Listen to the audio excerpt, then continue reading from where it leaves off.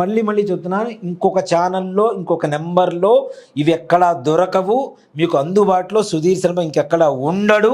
ఎవరన్నా నా పేరు చెప్పి మోసం చేయాలి అనుకుంటే అది మోసం తప్పితే వేరే ఆలోచన కాదు, వేరే మాకు ఏ రకమైనటువంటి సంబంధం లేదు.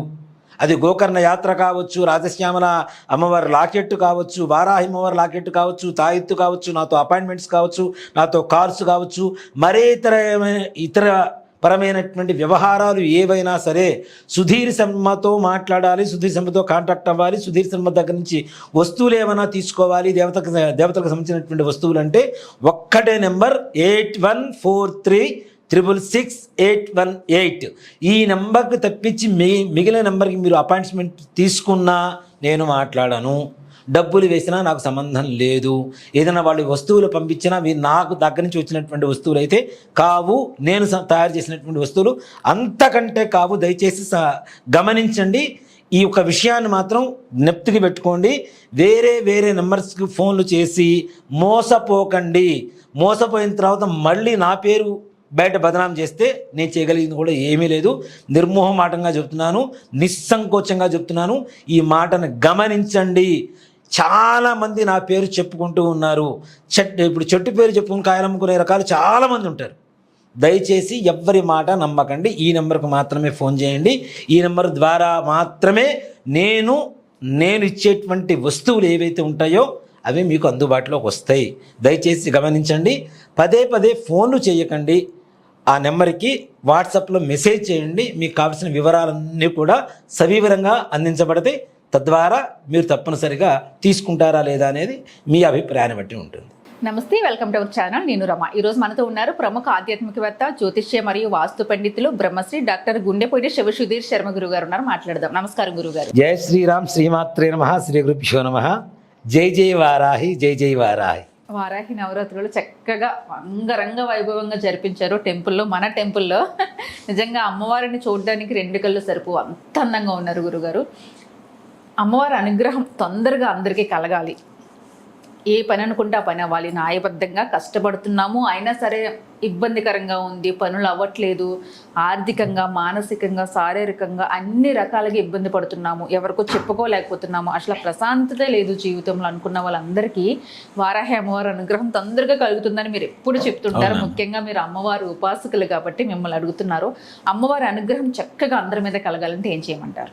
ముఖ్యంగా నాన్న, వారాహి అమ్మవారు ఇటీవల కాలంలో బాగా ప్రాచీనం పొందినటువంటి అమ్మవారిని చాలామంది భయంకరంగా ఉంటుంది, ఉగ్రదేవత, మనం పూజ చేయకూడదు, అవి ఇవన్నీ చాలా ప్రేరేపణలు వీడియోలు వచ్చినాయి. పిచ్చి పిచ్చిగా మాట్లాడుతున్నారు. ఒక్కడే చెప్తా, అమ్మని అమ్మ అని పిలిస్తే అమ్మలానే మనతో ఉంటుంది. అంతే. ఉగ్రదేవతగా చూస్తే ఉగ్రదేవతలానే ఉంటుంది. యద్భావం తద్భవతి.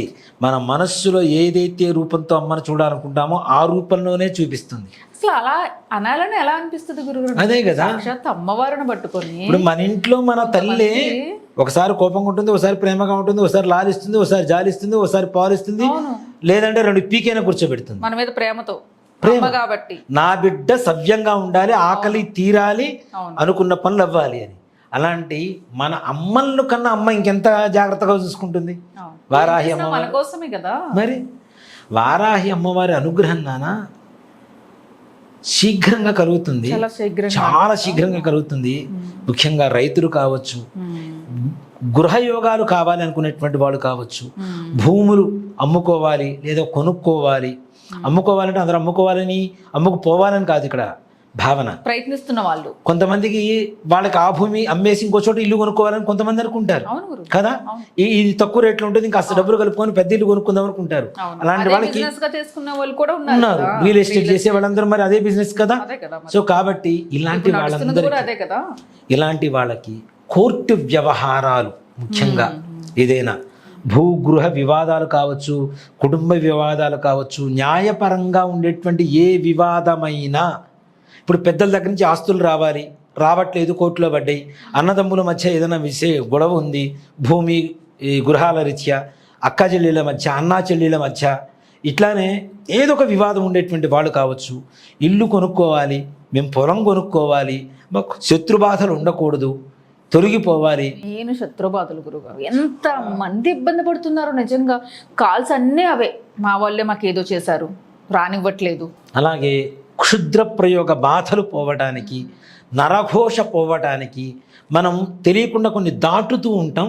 ఈ దాటుడు సంబంధాలు మనకి కలిగితే విపరీతమైనటువంటి ఇవి కలుగుతుంటాయి. కాబట్టి అలాంటివి కలగకుండా ఉండడానికి ఇవన్నీ కూడా వారాహి అమ్మవారి పరిపూర్ణమైన అనుగ్రహం ఉంటే చాలా తప్పనిసరిగా జరుగుతాయి. ఇట్లాంటి దోషాల నివారణ కలుగుతాయి, ఐశ్వర్యాభివృద్ధి కలుగుతుంది. పాడి పంట ఐశ్వర్యం మహాలక్ష్మి అనుగ్రహం తప్పనిసరిగా మన ఇంట్లో కలుగుతాయి. ఏమాత్రం కూడా సంశయం లేదు. నిజంగా చెప్పాలి అంటే వారాహి అమ్మవారు అనుగ్రహం ఎంత విశేషంగా ఉంటుంది అంటే, ఆమె అంటే వరాహమూర్తి భూమిని ఎంత పైకెత్తి ఎత్తాడో, వారాహి అమ్మవారిని కొలిచిన వాళ్ళు అంత ఎత్తులో అంత స్థాయిలో ఉంటారని చెప్పడంలో ఏమాత్రం కూడా సంశయం. అమ్మవారిని నమ్ముకొని అందరూ ఎదిగిన వాళ్ళే, అంతే కదా నాన్న, లైఫ్లో పైకి వచ్చిన వాళ్ళే. అమ్మని అమ్మగా చూడండి, మీకు కమ్మగా కడుపు నిండా భోజనం పెడుతుంది, కంటి నిండా కావాల్సినటువంటి నిద్రనిస్తుంది, మనసు నిండా కావాల్సినటువంటి శాంతినిస్తుంది, ఇంటి నిండా నింపుకోవడానికి కావాల్సినంత ఐశ్వర్యాన్ని ఇస్తుంది అని చెప్పడంలో ఏమాత్రం కూడా సంశయం లేదు. రాజయోగమే, రాజయోగమే. శత్రుబాధలు, రుణబాధలు, ఇంట్లో ఉండేటువంటి నరఘోషలు అన్నీ కూడా, శత్రువులపై విజయం, అనుగ్రహం కావాలి అంటే ఒక్కడే చెప్తాను నాన్న. మనం మన దేవాలయంలో ఉండేటువంటి వారాహి అమ్మవారి దగ్గర వారాహి అమ్మవారి వెండి లాకెట్స్, ఇది కూడా ఏ రకమైనటువంటి ఆచారాలు వ్యవహారాలు పాటించాల్సినటువంటి అవసరం లేకుండా కేవలం మరణకాలంలో తీసివేసి పక్కన పెట్టేసుకొని మెళ్ళో వేసుకునేటువంటి విధంగా అమ్మవారి వెండి లాకెట్ తయారు చేయించాం.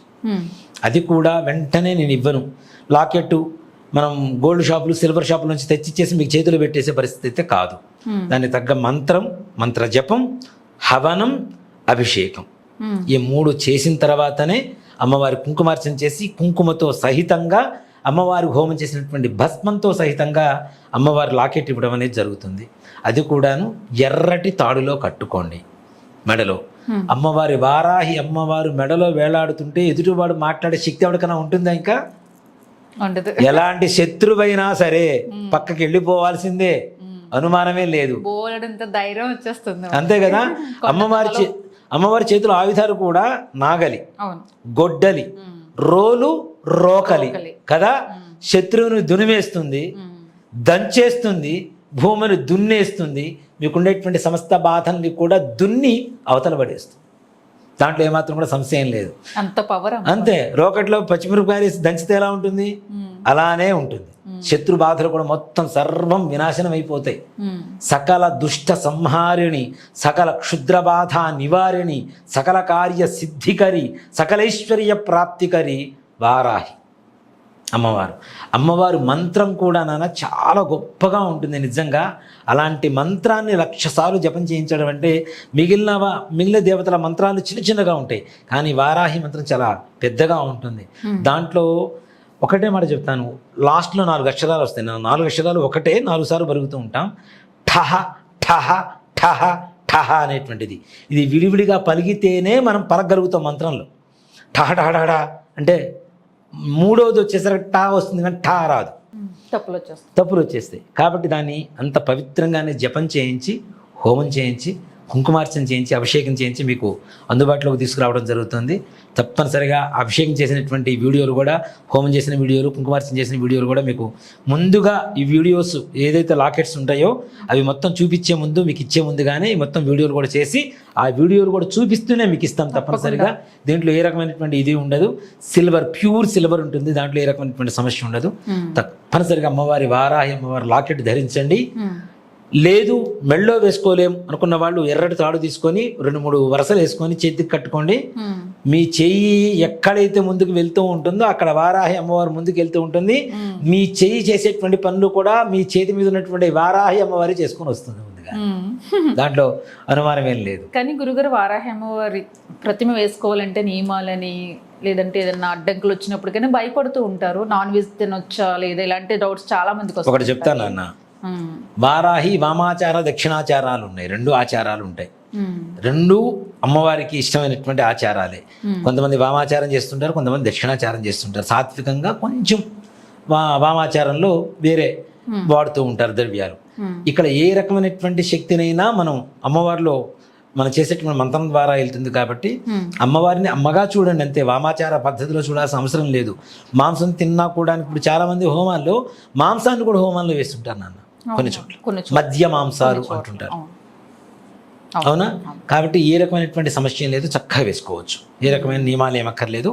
కాకపోతే ఏంటంటే దయచేసి మరణం చోటుకి వెళ్ళేటప్పుడు మాత్రం ఇట్లాంటివి తీసి పక్కన పెట్టేసి వెళ్ళండి తప్పనిసరిగా. మాకు ఏ నియమాలు లేకుండా అలా మీరు మంత్రించి జపించి పూజ కార్యక్రమాలు చేసేస్తారు.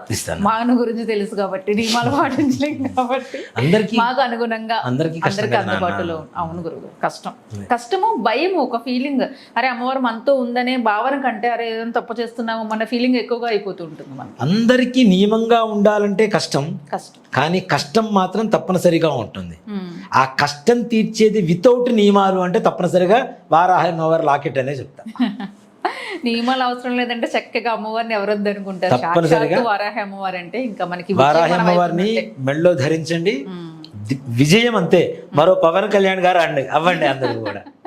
సరే గురుగారు, నమస్తే. శ్రీమాత్రే నమః. శ్రీ గురుభ్యో నమః.